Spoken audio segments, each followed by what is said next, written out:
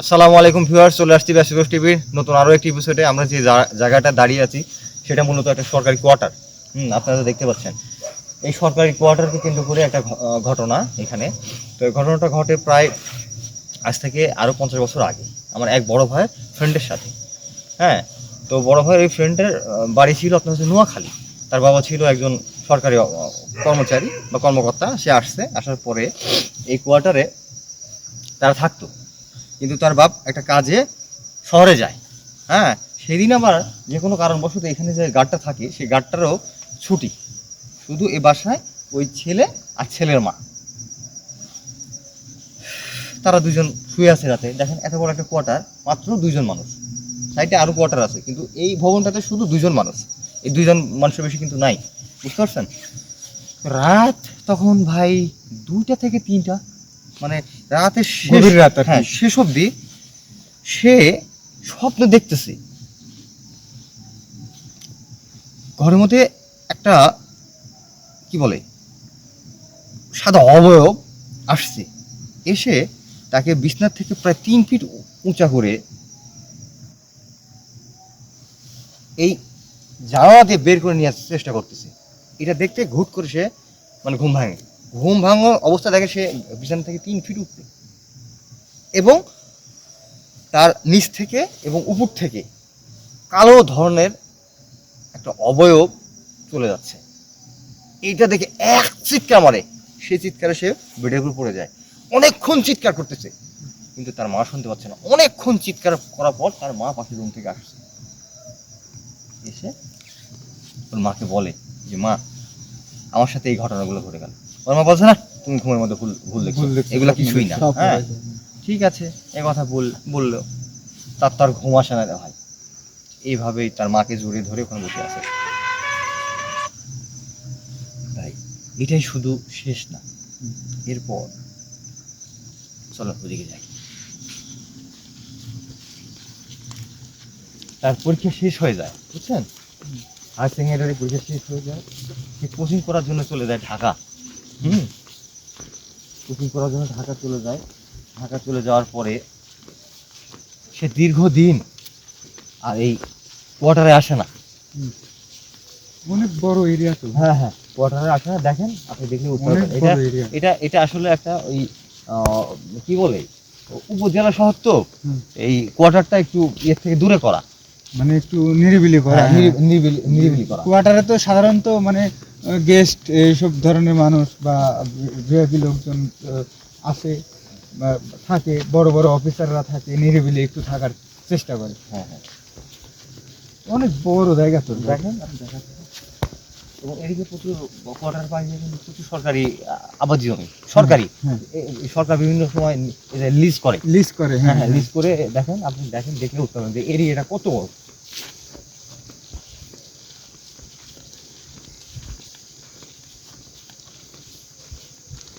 তো মিলন ভাই, আমরা ঘটনায় যে তো ও তো ঢাকা চলে যায়। ঢাকা চলে যাওয়ার পর সে ওখানে পরীক্ষা শেষ করে আবার আসে। আসার পরে সেদিন তার বাবাও আছে, গার্ডও আছে, মাও আছে। সে রুমে যায় ফজরের আজানে কিছুক্ষণ আগে। সে বুঝতে পারতেছে যে তার রুমে, তার হাতের পাশে ওয়ালের একদম ওয়াল ঘেঁষে একটা বাচ্চা মেয়ে, মানে ফুটফুটে বাচ্চা মেয়ে কান্না করছে। না, আমার ঘরে আমি একা, আমার বাড়িতে তো কেউ নাই, আমি তো এক বাপের একটাই ছেলে, আমার নাই। আমার যে বোন থাকলে না তার বাচ্চা হবে, বা বড় ভাই থাকলে তার বাচ্চা হবে না। এটা আমি অনেকদিন পর আসছি, হয়তো আমার ওই ঘটনা মনে পড়ছিল, এই জন্য সেটা এড়িয়ে যাওয়ার চেষ্টা করে। কিছুক্ষণ পর দৌড়াদৌড়ি শুরু করে বাচ্চা। হ্যাঁ, দৌড়াদৌড়ি করছে। ওই বাসার মধ্যে না ওই ঘরের মধ্যে, তার ঘরের মধ্যে সে দেখতে পাচ্ছে। হ্যাঁ, না, এটা আমার মনের ভুল, আমার হ্যালোজিনেশন। এটা এইভাবে প্রায় চলে গেল অনেকক্ষণ সময়। তারপরে 1টা থেকে 2টা বাচ্চা, মানে হ্যাঁ দৌড়াদৌড়ি করছে। এরপর 3টা, এরপর 4টা, এভাবে যখন 3-4টা হয়ে গেছে, তখন তারা মারামারি শুরু করে দিয়েছে। বাচ্চারাই? হ্যাঁ, মারামারি শুরু করেছে। এবং একটা ছেলে, একটা বাচ্চা মাথার উপর মানে কি দিয়ে যে একটা বাড়ি মারলো, মনে হচ্ছে মাথাটা ফেটে ক্যালক্যাল রক্তের তীর ছুটছে এবং গোটা ওয়াল মনে হচ্ছে রক্ত মাখায় গেল। রক্তে ভরে গেল। তখন এটা দেখে সে আর ঠিক থাকতে পারে না, এমন জোরে এক চিৎকার করছে, তার বাবা মা উঠে আসছে। তার কিছুক্ষণ পরেই আপনার ফজর আজান হচ্ছে। চিৎকারটা করে সে অজ্ঞান হয়ে গেছে। তারপরে যখন তাকে স্বাভাবিক করা হলো, কি তুই এরকম করে চিৎকার করলি গায়ে, তখন বলছিলাম বাবা মা তোমাদেরকে আগেও বলেছিলাম এই ঘরের সমস্যা আছে, তোমরা আমার কথা বিশ্বাস করো না, দেখো ওয়ালে কত রক্ত, তাকে দেখে দিচ্ছে না। বলছে এখানে প্রথমে একটা বাচ্চা হাসতেছে, আমি কিছু বলিনি। তারপরে দৌড়াদৌড়ি করলো, তারপর আরেকটা আসলো কোথা থেকে, তারপর আরেকটা আসলো, এরপর যখন 4টা আসছে এসে দৌড়াদৌড়ি করতে মারামারি শুরু করে দিল। তারপরে এই কোয়ার্টারে যে মসজিদটা আছে সেই মসজিদের ইমাম সাহেবকে নিয়ে আসলো ফজরের নামাজ শেষে, এনে তাকে অনেক দোয়া-দরুদ করে দিল। করে দেওয়ার পরে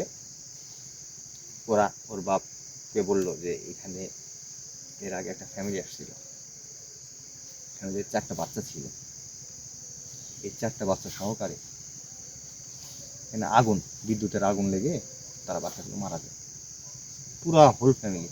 এই জন্য এখানে যারাই আসে 2-1 দিন 4 দিনে বেশি কেউ থাকে না। কিন্তু আপনারা অনেক দিন ছিলেন, পরে ওই লোকটা ওখান থেকে ট্রান্সফার নিয়ে চলে যায়। আর মিলন ভাই একটা জিনিস খেয়াল করেন, আপনি যখন ফজরের আজানের আগে হ্যাঁ ভৌতিক প্যারানর্মাল ঘটনা কিন্তু রাত 12টার পরে, হ্যাঁ 12টা বা 11টার পরে, হ্যাঁ তারপর থেকে ফজরের আজানের আগ পর্যন্ত এই ঘটনা কিন্তু ঘটে। এবং যত মানুষের সঙ্গে ঘটছে রাত করে, ম্যাক্সিমাম কিন্তু এই টাইমে। এখন কিন্তু এই কোয়ার্টারটা পরিত্যক্ত ভাই। হ্যাঁ আমরা তো দেখলাম কেউ নাই এই কোয়ার্টার এখন থাকে না। কি বলবেন, এটা ব্যাখ্যা কি দিবেন আপনি? আমার ভাইয়ের ওই বন্ধুটা অনেক বড় একটা চাকরি করে, এখন বিয়ে শাদী করছে, বাচ্চা কাচ্চা হয়েছে, দিব্যি সুখে আছে। আর এখানে তো এখন মানে কেউ আসে না আর ওইভাবে না দেখেন না, এখানে যারা আছে লিস্ট দেওয়া আর যে যার মতো করে চলে। এখানে কোনো ধরনের কোনো আইন শৃঙ্খলা আর নাই। একদম ওটা তো অনেক দিন আগের ভবন, দেখে তো বুঝতে পারতেছেন যে আগের একতলা ভবনগুলা। আর পর্যায়ক্রমে তো এখানে ঘটনা ঘটেই যাচ্ছে এরকম ভাবে। এবং সচরাচর কেউ কিন্তু থাকে না, ওই কোয়ার্টারেরও পরিত্যক্ত থাকে। যদি কোনো সময় কেউ এদিকে আসে না যাওয়া অবস্থায়, এসে কিছু না কিছু সে দেখতে পায়। হ্যাঁ, আসতেছে, ধরেন হুট করে এদিক দিয়ে কোনো পথচারী গেল, তার পানি খাওয়াই ছিল, ওখানে তো একটা টিউবওয়েল আছে, সে যখনই আসে এসে দেখে যে অটোমেটিকলি কল দিয়ে পানি পড়ছে, বা পানি খেয়ে চলে যাচ্ছে, পিছন থেকে কেউ একটা ডাক দিচ্ছে, বা ছোট ছোট ছেলে মেয়ে মানে চোখের পলকে দৌড় মারে আসতেছে, চলে যাচ্ছে, বা কেউ আসতেছে তার কাপড় ধরে টান মারতেছে। এরকম ঘটনা এখনো এটা বেশি ঘটে দেখে এলাকাটা প্রায় ইয়ে করে দেওয়া হয়েছে, এই নো এন্ট্রি। আশেপাশে যারা আছে তারাই থাকে। ভাই তো আমরা একটু জায়গাটা ঘুরে দেখাই নাকি? আর এই পাশে কিন্তু একটা এখন মোটামুটি মাঠই হয়ে গেছে। হ্যাঁ মানে এখানে সরকার অনেক বড় পরিকল্পনা ছিল, কিন্তু ভাই এই যে এইসব ঘটনার কারণে কোনো অফিসার এখানে আসে না, থাকে না, তাহলে পরিকল্পনা করে তার কোনো লাভ নাই।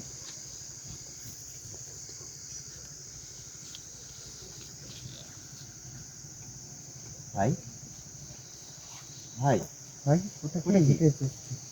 আল্লাহু আকবার। ভাই সামনে কি যাবেন? ভাই সামনে যাব না, ঠিক হয় না ভাই। রনি ভাই দেখি দেখা যাচ্ছে? হ্যাঁ কি করে দেখবো, চুপ। আল্লাহু আকবার। ওদিকে চলে যাচ্ছে। দেখেন ওই পাশে ছায়া বস্তু কত বড়, খেয়াল করেন। আমি যে বললাম যে এখনো এই জায়গাটাতে ঘটনাগুলো ঘটে, মানে অপরিচিত যারা আছে তারা আসলে কিছু না কিছু তারা পর্যবেক্ষণ করবেই। তো যাই হোক, এখানে আসলাম, এখানকার যে পরিবেশ পরিস্থিতি আমরা দেখলাম, তো ভাই এই জায়গা থেকে মানে আমরা যত দ্রুত সম্ভব, দেখেন এখানে পুরা শ্মশান টাইপ হয়ে আছে, কোনো শব্দ নাই, কোনো কিছু নাই। ওই জায়গাটা একটু যাই ভাই, আমার মনে হচ্ছে ওখানে না যাওয়াই ভালো, একটু দর্শককে, কারণ ভাই এখানে কিন্তু সাংঘাতিক জায়গা। ইতিমধ্যে আমরা এর প্রমাণ পাইছি, আমরা নিজেরা চাক্ষুষ প্রমাণ। আমরা ওদিকে সাহস দেখাতে না যাই, দেখা হবে অন্য কোনো ভিডিওতে। এখান থেকে আমরা যত তাড়াতাড়ি পারি দর্শকের কাছ থেকে বিদায় নিই। আজকের মতো ভিডিও এ পর্যন্তই, দেখা হবে অন্য কোনো হরর এপিসোডে। চলো।